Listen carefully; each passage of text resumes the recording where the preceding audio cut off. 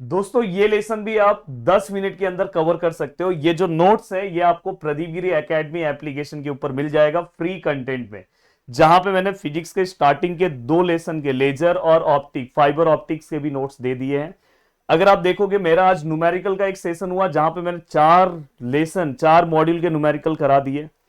अभी प्रदीप सर का एक वीडियो आएगा, प्लीज इस वीडियो के नीचे इतना कमेंट करो, रात 10:30 बजे या 10 बजे आपको एक वीडियो मिल जाएगा इंटरफेरेंस के न्यूमेरिकल का। तो भाई और मैं आपके लिए फ्री में कितना काम कर रहा हूं, प्लीज हमें भी आप मोटिवेट करोगे जिससे मैं फिजिक्स के लिए भी आपके लिए बहुत अच्छा काम करूं। अब चलते हैं दोस्तों, वन बाय वन चीजों कवर करते हैं और आपको सभी चीजें मैं बताने की कोशिश करता हूं। अब देखो दोस्तों, यहाँ पे straight forward point two point हमें पढ़ना है। आप 10 मिनट में ये लेसन खत्म कर सकते हो और आपको बहुत मजा आ जाएगा। और उसके बाद आप जरूर कमेंट करके जाओगे, जैसे मेरे लेजर वाले वीडियो पे कमेंट कर रहे हैं कि जिस चीज को 10 दिन में हम नहीं कवर कर पाए उसको सर आपने 20 मिनट में कवर करा है। और दोस्तों मैं आपको बता दूं कि इंजीनियरिंग मैथमेटिक्स 2 जो हमारा कोर्सेस है दोस्तों वो लॉन्च हो चुका है। वो अभी मिनिमम प्राइस चल रहा है, उसके बाद प्राइस चेंज हो जाएगा। तो अगर आपको लेना है तो भाई ले लो, जैसे ही आपके एग्जाम्स खत्म होंगे उसके बाद चीजें स्टार्ट हो जाएगी। अब देखो दोस्तों, यहाँ पे हमें डायरेक्ट और इनडायरेक्ट बैंड के बारे में पता होना चाहिए। अब मैंने बोला कि पेपर कल है, तो अब इसके बारे में डीप नॉलेज मत लेने जाओ, बस उतनी चीजें याद रखो जितना एग्जाम के लिए इंपॉर्टेंट है। देखो मैं इन शॉर्ट आपको थोड़ा सा डायग्राम दिखा दूं। ये डायरेक्ट बैंड का डायग्राम है और ये इनडायरेक्ट बैंड गैप का डायग्राम है। डायरेक्ट बैंड में देखो यहाँ पे इंडक्शन दिखाई दे रहा है, ये कंडक्शन बैंड दिखाई दे रहा है, यहाँ पे आपको दिखाई दे रहा होगा बैलेंस बैंड का लाइन दिखाई दे रहा होगा। तो अगर आप ध्यान से देखोगे तो इसका देखो कर्व आपको पैराबोलिक कर्व दिखाई दे रहा होगा, यहाँ पे भी पैराबोलिक कर्व है। पर ये आप देखोगे पैराबोलिक कर्व डाउनवर्ड है और ये पैराबोलिक अपवर्ड है, पर ये सेम लाइन पे आ रहा है।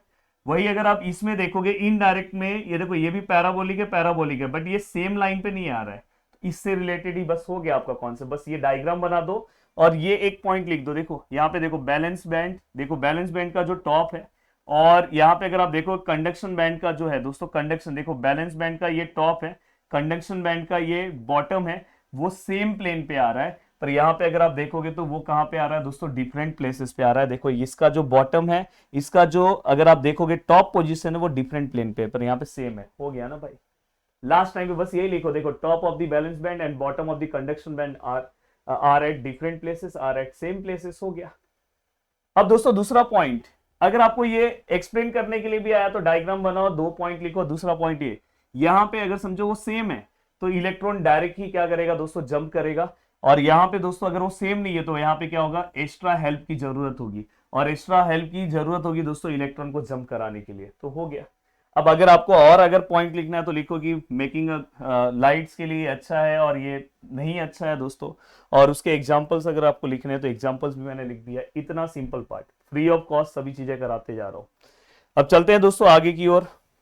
नेक्स्ट, ड्रिफ्ट करंट क्या है। देखो ड्रिफ्ट करंट का अगर मैं यहां पे अगर डेफिनेशन लिखूं तो आप ऐसे भी लिख सकते हो दोस्तों, एवरेज इलेक्ट्रॉन। एवरेज इलेक्ट्रॉन को भी हम क्या बोलेंगे दोस्तों, हम ड्रिफ्ट करंट वहां पे बोल सकते हैं। तो flow of average electron is called drift current. पर यहां पे देखो मैंने सिंपल डेफिनेशन लिखा है, flow of charge due to electric field is called drift current. तो बहुत बार एग्जाम में आपको पूछा गया ये डेफिनेशन, तो बस ये याद रखो, या एवरेज फ्लो ऑफ इलेक्ट्रॉन, ये याद कर लो जो अभी याद करा है, average flow of electron is called drift current. बहुत बार एग्जाम में पूछा गया क्वेश्चन है। नेक्स्ट है दोस्तों डिफ्यूजन करंट। भाई बहुत ही सिंपल सा एग्जांपल है, बहुत ही सिंपल सा डेफिनेशन है, flow of charge due to concentration difference is called diffusion current. तो यहां पे देखो मैंने लिख दिया। और कॉन्सेंट्रेशन डिफरेंस मतलब क्या आएगा दोस्तों, तो चार्ज जो होता है मूव होता है from area of higher concentration to the area of lower concentration, ये आप लिख सकते हो। अब last one that is mobility. Mobility मतलब क्या होता है दोस्तों, मूवमेंट। तो मोबिलिटी क्या आएगा दोस्तों, मूव इन सेमीकंडक्टर। देखो यहाँ पे how charge can move in semiconductor when electric field is applied. तो देखो यहाँ पे लिखा होगा हाउ, देखो चार्ज जो है वो मूव हो रहा है कहां पे दोस्तों, सेमीकंडक्टर में, जब मैं उसको इलेक्ट्रिक फील्ड जो है दोस्तों अप्लाई कर रहा हूं। अब दोस्तों जब हायर मोबिलिटी रहता है तो आपको सीधी सीधी बात समझ में आ रही कि वहां पे जो चार्जेस है दोस्तों वो मूविंग, उसका मूवमेंट कैसा होगा दोस्तों, फास्ट होगा। तो अगर आपको व्हाट इज मोबिलिटी पूछा तो आपको ये लिखने आना चाहिए। नेक्स्ट दोस्तों, ये सब छोटे मोटे डेफिनेशन है, कभी कभार पूछे जाते हैं। करंट डेंसिटी, तो current density can be denoted by the letter J. It is a ratio of current to the cross section area, cross section area of material. हो गया ना भाई, डायरेक्ट डेफिनेशन है, उसको पढ़ो भी मत। यहां पे कंडक्टिविटी, कंडक्टिविटी का दोस्तों इतना सिंपल सा डेफिनेशन है, how well semiconductor can flow, can allow the flow of electric current, कितना मैं सेमीकंडक्टर से कितने अच्छे तरीके से मैं करंट को फ्लो करता हूं, उसको कंडक्टिविटी बोलते हैं। या तो आप इस टर्म में लिखना चाहते हो, length of a conductor to the cross section area of, आपको पता है जो भी आपका कंडक्टर रहेगा वो, तो इस तरह से अगर आपको लिखना है तो फॉर्मुले वाइज भी लिख सकते हो, पर इसमें सबसे ज्यादा इंपॉर्टेंट देखो कंडक्टिविटी का, बस आप ये सिंबल याद रखो। नेक्स्ट रेजिस्टिविटी आता है, रेजिस्टिविटी बहुत ही सिंपल सा है, it is a reciprocal of conductivity, बस ये इतना, ये मत पढ़ो ये, it is a reciprocal of conductivity is called, reciprocal of conductivity is called resistivity. हो गया, आगे के पार्ट की ओर आता हूं दोस्तों। अगर आप अपने बुक्स में ओपन करके देखोगे तो फर्मी लेवल बहुत ज्यादा फेमस है। अब सर फर्मी लेवल क्या करूं, तो Fermi level is the energy level in a semiconductor. पहला लाइन ये याद रखना कि सेमीकंडक्टर के अंदर फर्मी लेवल क्या है, एनर्जी लेवल है। इसकी वजह से दोस्तों हम probability of finding electron in 50% at given temperature, तो दोस्तों हम क्या करेंगे दोस्तों, sorry, probability of finding electron is 50% at given temperature. तो दोस्तों देखो सबसे पेन ये, अगर आप देखोगे Fermi level is the energy level in a semiconductor, अगर ये लाइन याद रखोगे तो आपका काम हो गया। अब देखो दोस्तों, अगर उसके बाद भी अगर आपको पढ़ना है तो ये एक रेफरेंस पॉइंट है, फर्मी लेवल को हम एक रेफरेंस पॉइंट बोल सकते हैं, जहां पे हम ये समझते हैं कि how electron are distributed in energy level. तो ये भी आप एक डेफिनेशन टाइप में लिख सकते हो। कभी कभार पूछते हैं कि फर्मी डायरेक्ट डिस्ट्रीब्यूशन फंक्शन क्या है, तो जिसका आप सिंपल सा फॉर्मूला लिख सकते हो दोस्तों, F of E which is equal to 1/1 plus E raise to E minus E F, और नीचे क्या है दोस्तों, के टी। अब यहाँ पे आपको हर एक टर्म पता होना चाहिए दोस्तों। देखो एफ ऑफ ई क्या है दोस्तों, प्रोबेबिलिटी ऑफ एनर्जी लेवल, ई क्या है एनर्जी लेवल, ई एफ क्या है दोस्तों, फर्मी एनर्जी लेवल है। देखो ई माइनस ई एफ है ना, और अपॉन के मतलब बोल्ट्जमैन कांस्टेंट है, और टी मतलब टेम्परेचर। तो ये आपको पता होना चाहिए। अगर इस पे भी कोई न्यूमेरिकल आया तो आप डायरेक्ट स्ट्रेट फॉरवर्ड लिख सकते हो। अब देखो दोस्तों, यहाँ पे ये पूरा पार्ट हो गया। अब यहाँ पे दोस्तों देखो Fermi level in intrinsic conductor semiconductor, और दूसरा क्या है दोस्तों, एक्सटेंट्रिक है। अब यहाँ पे इंट्रिंसिक और एक्सटेंट्रिक्स में क्या आपको याद रखना है, मैं हमेशा एक बहुत ही सिंपल सा पार्ट बता दे रहा हूं कि यहाँ पे हमेशा जो है दोस्तों, इसका जो फॉर्मी लेवल है वो हमेशा मिडवे पे आता है कंडक्शन और बैलेंस बैंड के बीच में, जिसका फॉर्मूला आप ये याद रखोगे, ई एफ मतलब क्या आएगा दोस्तों, आपका फॉर्मी लेवल किसके बीच में आ रहा है, कंडक्शन बैंड, और यहाँ पे किसका है दोस्तों, balance band divide by 2, Midway पे आ रहा है। बस अगर ये दो लाइन याद रखोगे आपका काम हो गया। देखो एक्सट्रिंसिक में क्या प्रॉब्लम हो रहा है पता है, जो इससे हमें सेमीकंडक्टर मिलेगा उसका कंडक्टिविटी कैसा होगा दोस्तों, वहां पे उसका कंडक्टिविटी कैसा है दोस्तों, लो रहता है, जिसकी वजह से मैं इसके अंदर इंप्योरिटी क्या करता हूं दोस्तों, ड्रॉप करता हूं, और जिसकी वजह से इसका जो कंडक्टिविटी है दोस्तों इंक्रीज होता है। तो हमेशा ये अगर आपको नहीं याद हो रहा है तो मैं इसको इसको मैं डॉप सेमीकंडक्टर भी बोलता हूं दोस्तों। अब देखो यहाँ पे, देखो ये प्योर सेमीकंडक्टर है, ये semiconductor that has dope with impurity, इसके अंदर इंप्योरिटी क्या किया जाता है दोस्तों, डॉप किया जाता है। इसकी वजह से ये इसकी कंडक्टिविटी दोस्तों लो है, इसीलिए इसके अंदर इंप्योरिटीज हम क्या करते हैं दोस्तों, डॉप करते हैं, जिसकी वजह से इसकी कंडक्टिविटी हाई हो जाती है। मुझे ऐसा लग रहा है आपको 2 पॉइंट तो सीधा सीधा समझ में है, और बाकी अगर आपको पढ़ना तो पढ़ लो। तो अगर आपको कोई पूछा कि इंट्रिंसिक के बारे में पूछा या एक्सट्रिंसिक के बारे में पूछा तो आपको पता होना चाहिए। अब नेक्स्ट है दोस्तों, इसके ऊपर भी क्वेश्चन पूछा है कि effect of temperature on Fermi level. Effect of temperature, अगर समझो लो टेम्परेचर है तो क्या होगा, हायर टेम्परेचर है तो क्या होगा, मॉडरेट टेम्परेचर है तो क्या होगा। मैंने बहुत ही सिंपल सा लिखा है दोस्तों। अगर लो टेम्परेचर है दोस्तों तो क्या होगा, वो बिहेव किसकी तरह करेगा दोस्तों, इंसुलेटर की तरह।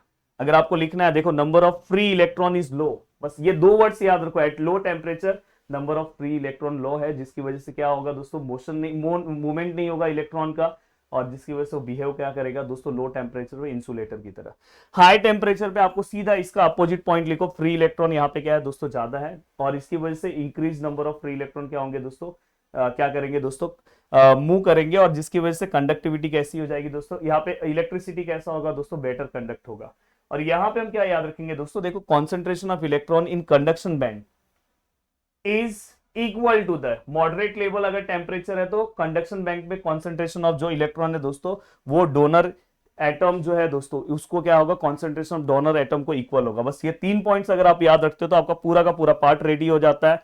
नेक्स्ट वन देखो, मैंने अपने खुद के लैंग्वेज में, इसे सिंपल लैंग्वेज में लिखा है, effect of temperature on P type material, कभी कभी पूछा जाता है। तो देखो यहाँ पे 2 वर्ड्स अगर आपको याद है, एट लो टेम्परेचर क्या होगा दोस्तों, few acceptor level are occupied, मतलब पूरी तरह पूरे एक्सेप्टर लेवल क्या होते हैं दोस्तों, ऑक्यूपाइड नहीं रहते। बट वही अगर मॉडरेट में क्या हो जाएगा दोस्तों, all acceptor level are filled, मतलब पूरे क्या हो जाएंगे, ऑक्यूपाइड हो जाएंगे। देन दोस्तों अगर मैं बोलूं तो यहाँ पे क्या होगा दोस्तों, होल्स प्रोड्यूस रहेगा बैलेंस बैंड में, और यहाँ पे दोस्तों क्या होगा, और होल्स यहाँ पे बैलेंस बैंड में प्रोड्यूस रहेगा, और जो फर्मी लेवल है दोस्तों वो मिडल में रहेगा, मतलब top of the balance band और एक्सेप्टेड बैंड के बीच में रहेगा। और यहाँ पे फिर क्या होगा दोस्तों, फर्मी लेवल ग्रेजुअली क्या होगा दोस्तों, अप जाने की कोशिश करेगा, और एट हायर टेम्परेचर बहुत ही सिंपल सा देखो,